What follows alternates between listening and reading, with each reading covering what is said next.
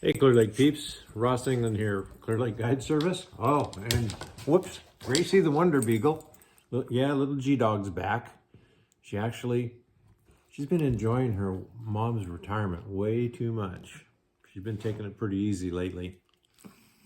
So anyway, she's going to be popping in and out of here because that's what she normally does. So this is your Clear Lake fishing report for March 31st. The last day of March.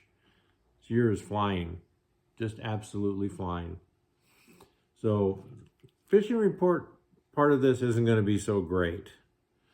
We've had some really weird weather the last couple of days. Not weird, I mean, it's technically late winter, early spring, so, we can get anything. What we didn't get is we did not get any meaningful rainfall. We did get a messy day.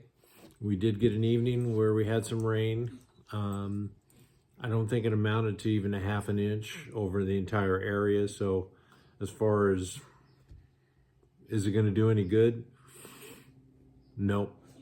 So lake level, I've been reporting it at, plus 1/2 foot Rumsey. It's like plus 0.47 Rumsey. So it's in the ballpark, but at any rate, there was no significant change in it. So, lake level, static. Temperature, it was colder the last 2 mornings, and I saw water temperature dip a little bit. Today, which was Wednesday, 59 at the launch ramp in Lakeport this morning. It was 59 and change on Tuesday morning. So it dropped about a degree. We had some wind, not only Tuesday afternoon, but Wednesday morning. And then it turned out to be a pretty decent day this afternoon, Wednesday afternoon. So as we got around the lake, the highest I saw today was 60, maybe close to 61. A couple areas yesterday I found 62 degree water. There may be warmer water in certain areas around the lake. These are just the areas that I got into, and I fished primarily this week the upper end, and I popped down into the Redbud Arm to check some things out down there. Mainly just because I wanted to see watercolor and see, how things were going as far as the spawn was concerned. So there's your water temp. Water clarity, anywhere from, depending on where you are, a foot to the deepest that I saw was maybe 6 feet. Wasn't like I could see exactly what was on the bottom, but I could see at 6 feet there, that I was looking at some kind of a bottom. So clearly, 5 feet was about the deepest that I could see. I'm understanding that there are areas of the lake where you can see much deeper than that. There are areas that I just have not been into, so that's just what I've seen. So that's, see, water clarity, no change in launch ramps. That's not going to change, and I don't expect it to change for, a couple months. Activities for this upcoming weekend. ABA has permits pulled for Friday, Saturday, Sunday, and I'm really not 100% sure what events are going on. So I don't know exactly if there's a Friday tournament or if there's a Saturday tournament or a Sunday tournament. I'm going to assume that there is a Saturday event, probably a team event of some sort. Other than that, that's what's going on for this coming weekend. Actually, the boat traffic this week has been pretty light compared to what I've seen even 2 weeks ago, which, we had a pretty big event that took place, and it's kind of understandable. There was a lot of practice going on, getting ready for that. So those are the conditions. Those are the activities coming up. Let's talk about the spawn a little bit. Hey, how are you? Just butt right in.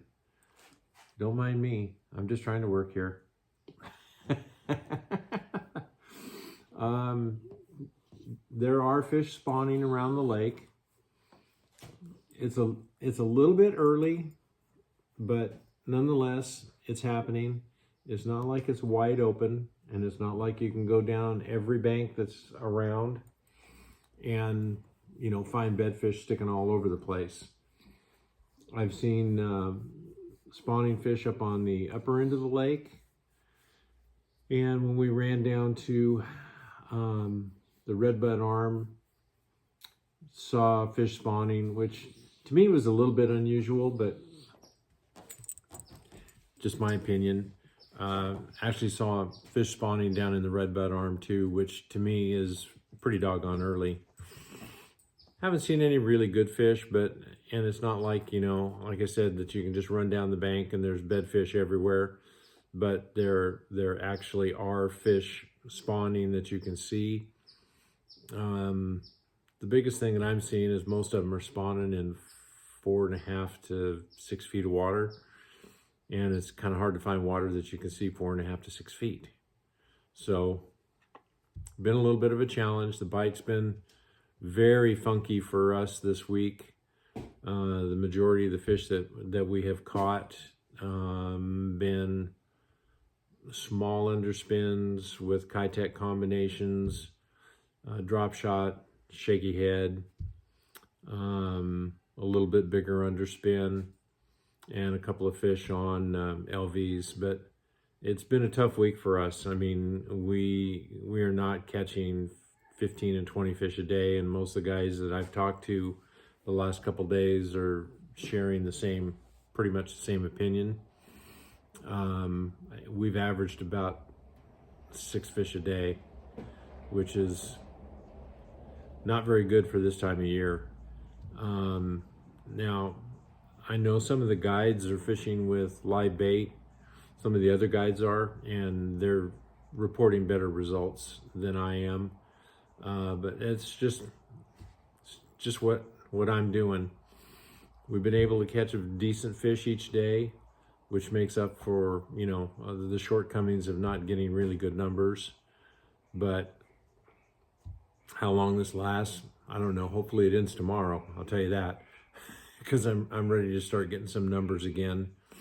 But a big part of it has been with the wind kind of messed us up yesterday, and today to a smaller extent. Some of the places that I really wanted to fish, for me, it was just too windy to fish. So, and you know, somebody asked me, I think last week, about just talking about the wind in general, and you know, this lake is weird.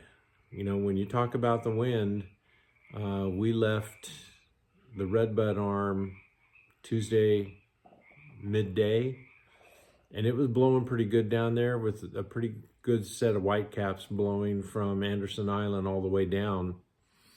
We come up, we get around the corner, go through the Narrows, get out past Hazard Reef, which is that big pole that sits out off of Highway 20 on the North Shore, and it's dead flat.